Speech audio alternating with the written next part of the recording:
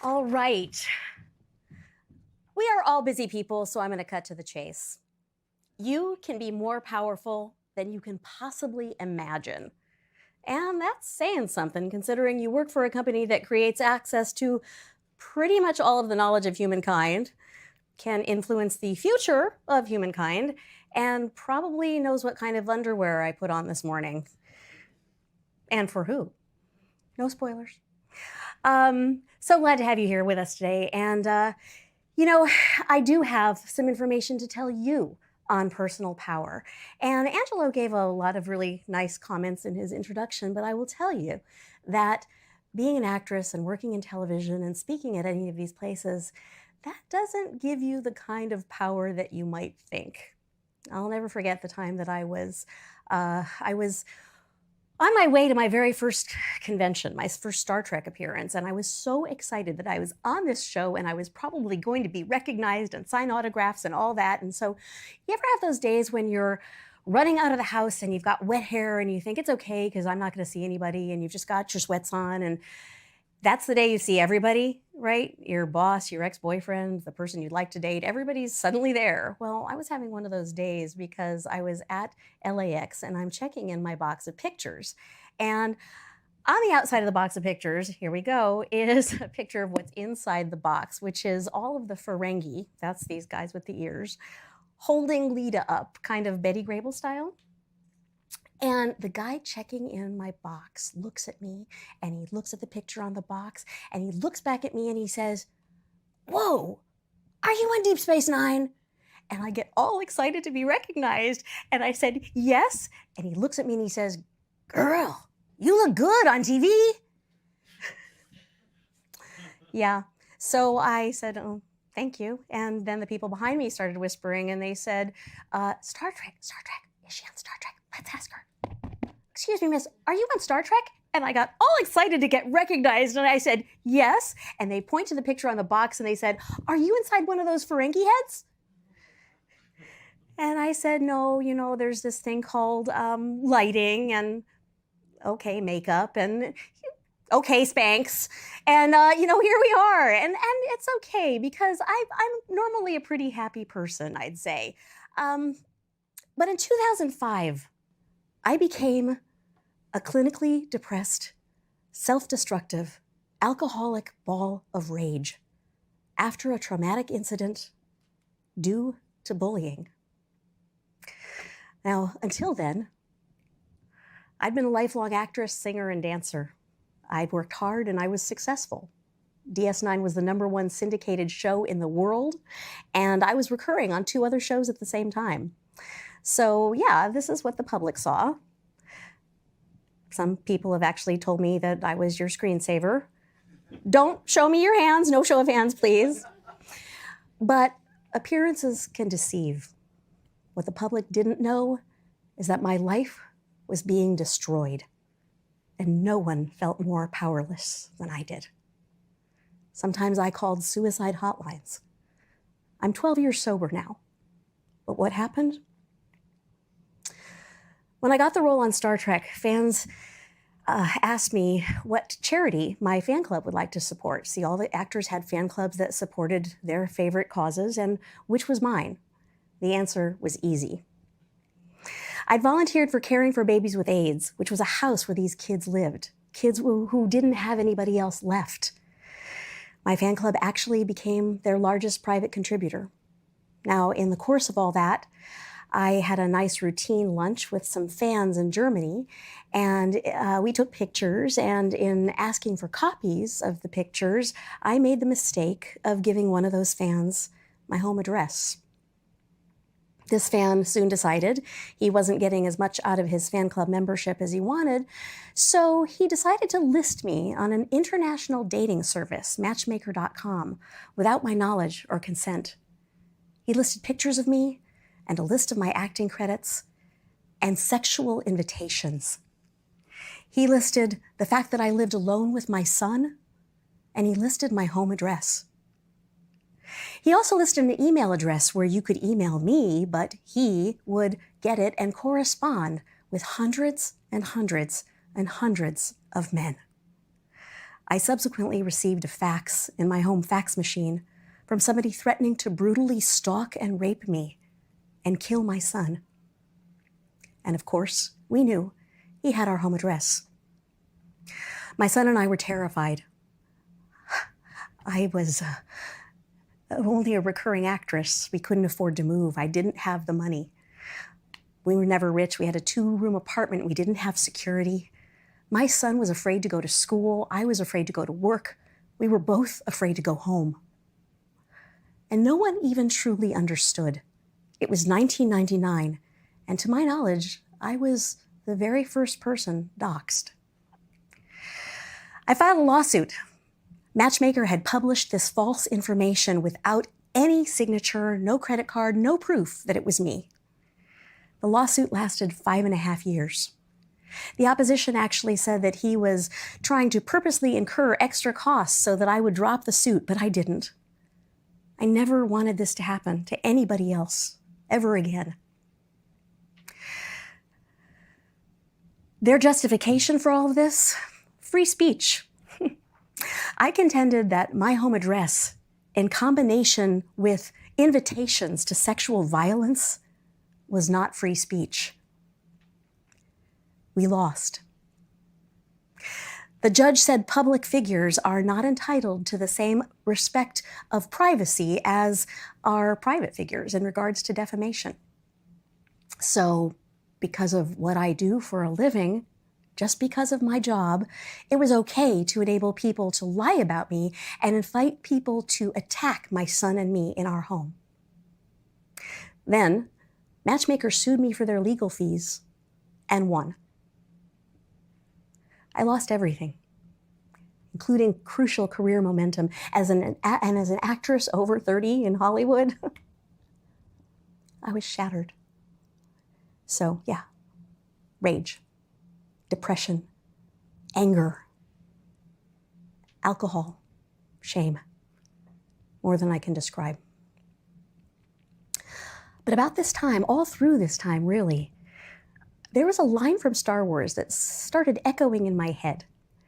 It's where Obi-Wan, sorry, Trek fans, it's where Obi-Wan says to Darth Vader, "If you strike me down, I will become more powerful than you can possibly imagine."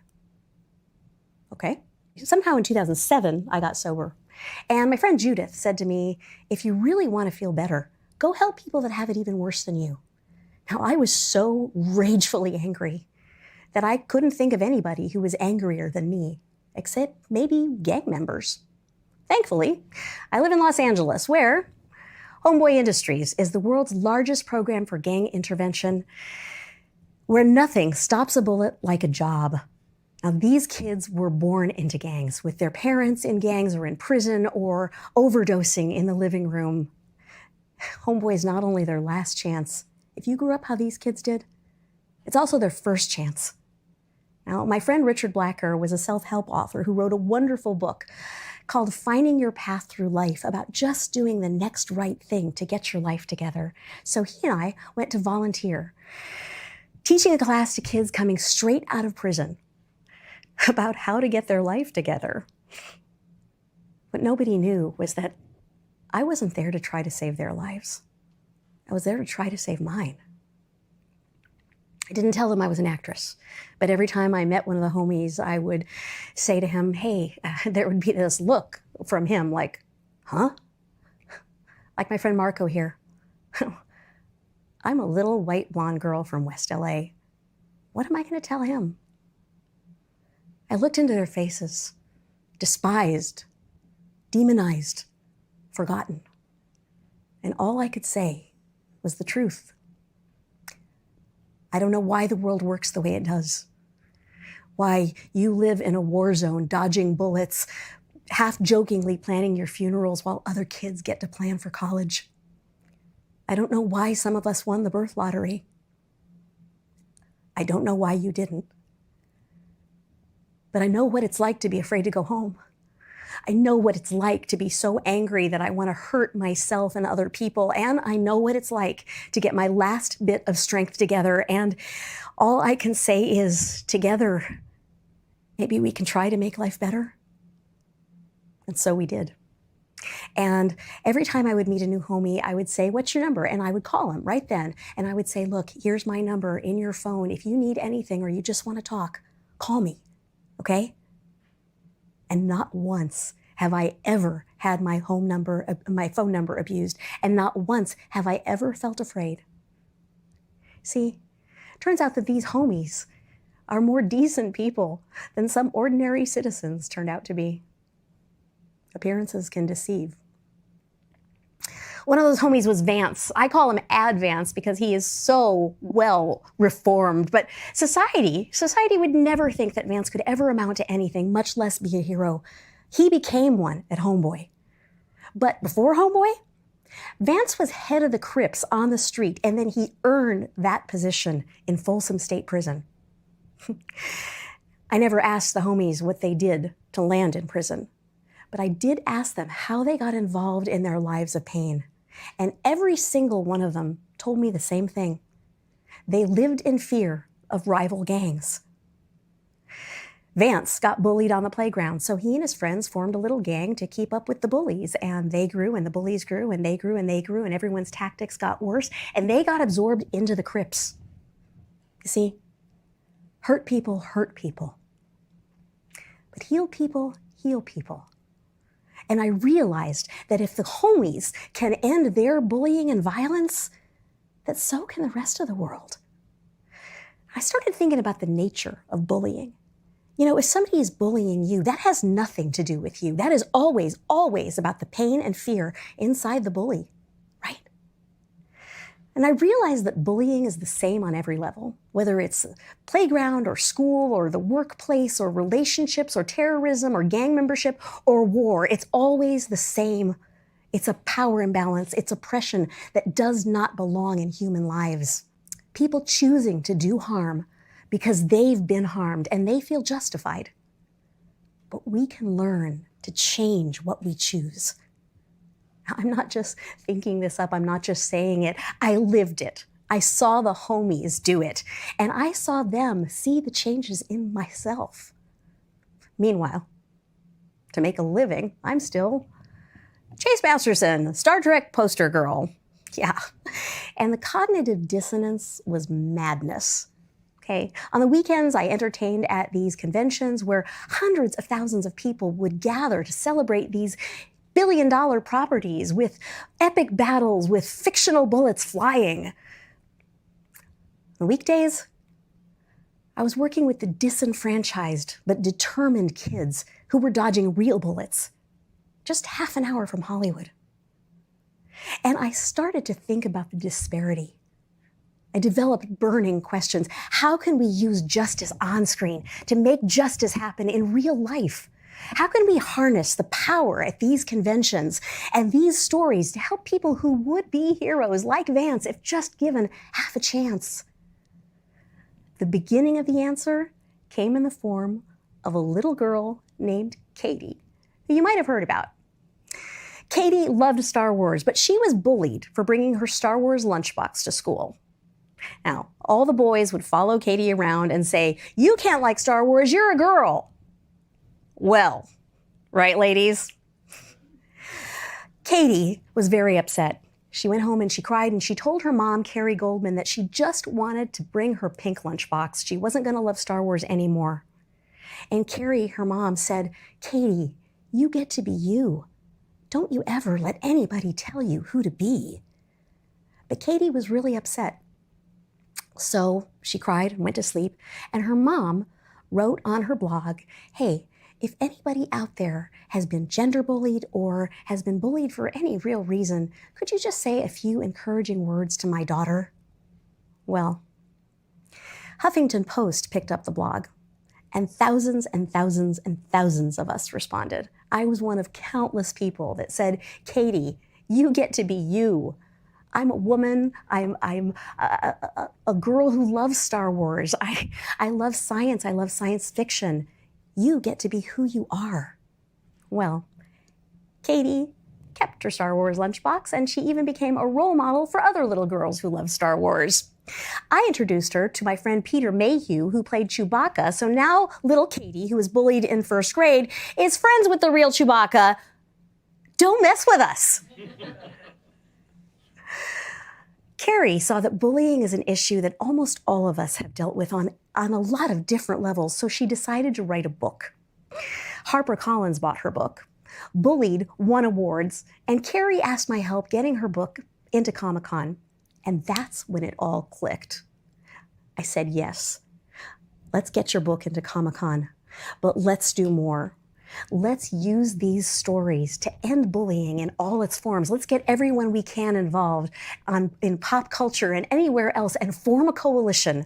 Look, if people can spend $1.3 billion on Star Wars tickets in opening weekend, it's because we love heroes, right? Let's be those heroes in real life. Well, I got off the phone and I was like, oh, geez, what did I do? A coalition. I don't know how to form a coalition. What even is that? What do I do now? I have no idea. And I thought, wait, okay, who do I need if I'm going to form a coalition? The United Nations, right? They do that kind of thing, right? So I looked up their number online and I called them, as you do, and I somehow got on the phone with the president of the United Nations Association, San Diego, and I said, hi, my name is Chase Masterson, and I'm calling you, I was on Deep Space Nine, and I'm gonna do a coalition to end bullying, and you guys do that, right? With countries? And I said, so we're gonna go to Comic-Con, and would you like to join us? And she said, oh my God, we've always wanted to go to Comic-Con. So that's how it began. Pop Culture Hero Coalition is the first ever organization to make a stand using TV, comics, and film for real-life heroism over bullying, racism, misogyny, LGBTQI+ bullying, cyberbullying, and other forms of injustice. We use stories that kids and adults love to teach real-life heroism, to teach empathy and resilience and other skills we need. Since then, we've officially featured the United Nations, Amnesty International, the No Hate Campaign, and other social justice organizations at their first pop culture conventions, making the difference and motivating kids and adults to become superheroes in real life. In 2015, there was a mass shooting near a school in San Bernardino. The kids heard the shots ring out. It was about a half a mile away, but there was police tape everywhere. The school was on lockdown. Kids couldn't go home. Parents couldn't come and pick them up. Bullying and trauma had all increased. And I heard this on the radio. And I called the school and I said, who's helping your kids with trauma? And they said, no one. Well, somebody had to do something. But what qualifications do I have? Well, I knew what trauma was. I could relate. I had empathy. And I was willing. That was all. So we brought 2 pop culture fluent clinical psychologists out there, and we worked with the kids. We also brought a woman named Alejandra, who I had mentored at Homeboy to become a counselor. And all 3 of them worked with those kids using Batman and Luke Skywalker. Both characters had overcome trauma that they'd experienced as children and made their lives better instead of worse. And we worked with these kids and made a huge difference and gave them hope and saw the hope in their eyes, and the bullying and the trauma decreased. Then somehow we caught the attention of Yale Center for Emotional Intelligence, and at the suggestion of their founding director, we teamed up with those psychologists to create the Heroic Journey curriculum. It's now officially in schools. It's a 32-lesson plan program that uses these stories that kids love to teach healthy identity, both to the victims and to the bullies. Our curriculum is being implemented in as many schools as we can afford, and it teaches inclusion, emotion regulation, conflict resolution, alternatives to addiction, ending bullying and violence. It's even been used by a nonprofit in Vietnam. to help kids who have been rescued from human trafficking. My dream is to revolutionize the way that we teach in schools so that we can teach empathy and resilience and other crucial mental health skills. Look, we need to teach these at an early age. But teaching and education should not be colonialism. No, we're meeting kids at their water cooler and talking about stories that they love to talk about. And yeah, this way, we can make this a world where we can all live long and prosper. Wonder Woman said, "It is my sacred duty to defend the world." But if you looked at Wonder Woman's life, or Batman's, or Harry Potter's, or Luke Skywalker's, or any superheroes, you'll see they weren't fully ready when they began. Look, superheroes are just ordinary people doing extraordinary things. If you told me when my story began that I would ever even be okay, I wouldn't have believed you. If you told me that I would find meaning and joy at Homeboy, or that I would find purpose in forming a coalition, or that I would be standing here at Google now, and that all of you would care so much, I would never have believed you, and I'd have been scared to death. But you know what? Every hero has an origin story, one that usually begins with doubt and powerlessness and fear. And if you're feeling doubt, that's part of your origin story. I hope hearing my story today can maybe help you see how you can change lives, how you can change even your own life with your own superpowers. Maybe you'll join the coalition. Maybe you'll work with us in this work. Maybe we'll team up. Look, yeah, the world can seem dark and hopeless sometimes, but appearances can deceive. And in rising to our own personal challenges, in just doing the next right thing, we find our superpowers. And then, yeah, you can become more powerful than you can possibly imagine. Thanks.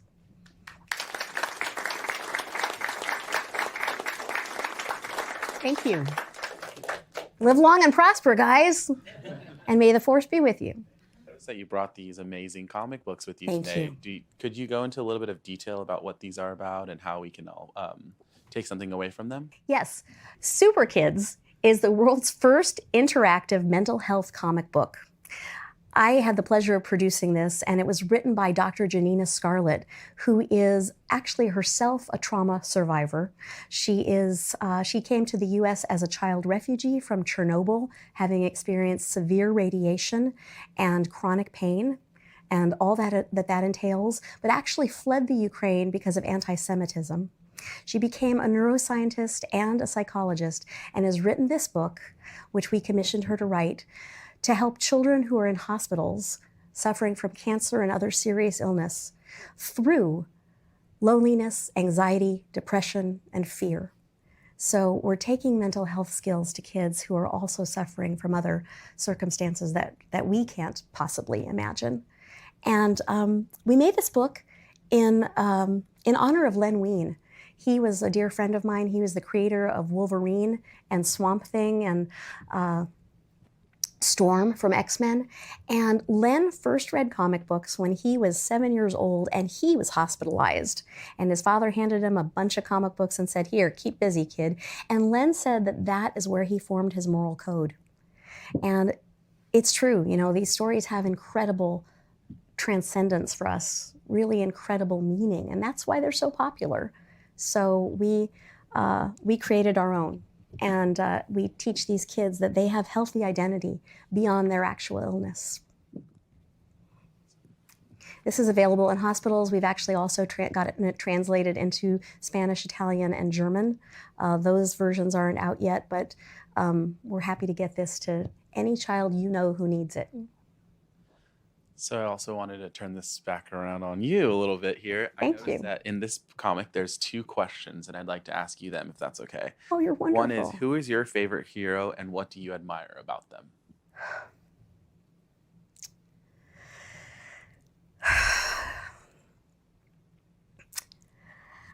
The people on our team are my heroes. Pop Culture Hero Coalition has an amazing team of volunteers. We could not do this work without their tireless work. Dr. Janina Scarlett, the psychologist, is one of them. Carrie Goldman, who is my co-founder, who's Katie's mom, is another one. And these are some of the creators of our curriculum. It's also our team in other areas too. Angelo, your work as an attorney has helped us immeasurably. We couldn't do this without you. Rochelle, as Director of Operations, we appreciate and need your work so much. It's all about team. That's what's important, and that is what makes this work. I'm a volunteer. Most of our team are volunteers, and I'm incredibly grateful that we're able to keep going and do this work. You know, I've got other heroes too, if I might say. My heroes are bullied kids that we work with, that come back, that are able to put it aside and say, you know what, that's not about me. It hurts, but I'm going to go on because I know I'm worth it. And my mom, I had good parents, my mom and dad. I'm grateful. But for kids who don't have good parents, we're there, teaching them self-compassion, teaching them that they're worth sticking around for, that their lives can matter. And then the second part of that was, if your favorite superhero knew everything you've been through and could talk to you for a few minutes, what would they say to you? Or what are some words of advice that you've received? Wow. If my favorite superhero could talk to me, she would say, I'm proud of you for getting up in the morning through your pain. I'm proud of you for just taking the next right step and not getting afraid of the distant future or even of tomorrow or sometimes even of this afternoon. I'm proud of you for the resilience that you're showing and grateful that it's extending to other people. Thank you. Yeah, it's beautiful. Thank you. Thank you all so much for being here. Thank you for such a wonderful, honest talk. Thank you. Yeah, it really resonated. Thank you. I'm wondering if you found any ways to, through your work, any good techniques for reaching out to, I guess, the bulliers and the people who, you know, on that side, who don't understand the pain that they cause to other people, because they're a very large part of the problem too. Yeah. And so have you found any effective ways to get through to them? That is such a crucial question. It's not just about the victims. It's also very much about the bullies. And this work addresses that. Mentally healthy people don't bully each other. Mentally healthy people uphold each other's rights and uphold their own. And so it's extremely important to remember, if you've been bullied or when you see bullying happen, that this has nothing to do with you.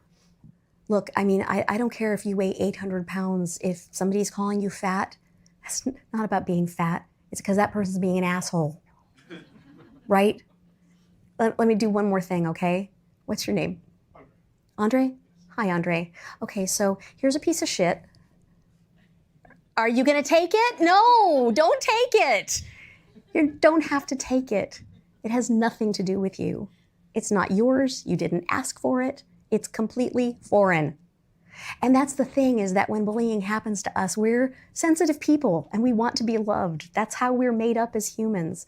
And so we do listen to crap and we absorb it. No, you don't have to take it. You don't have to absorb it into you, and you certainly don't have to ingest it, right? And that's the thing. It's always about the bully. Hurt people hurt people.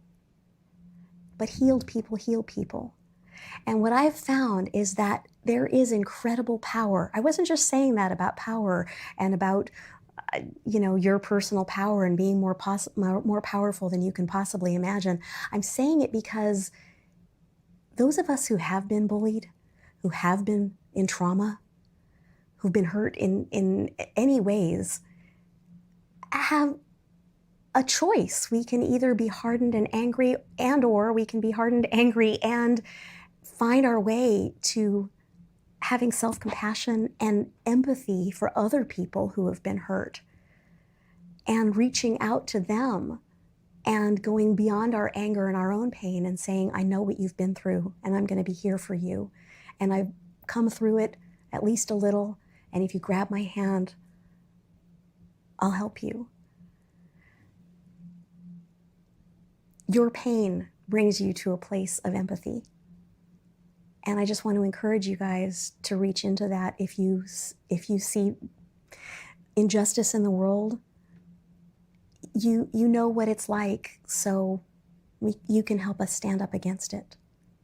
That's power.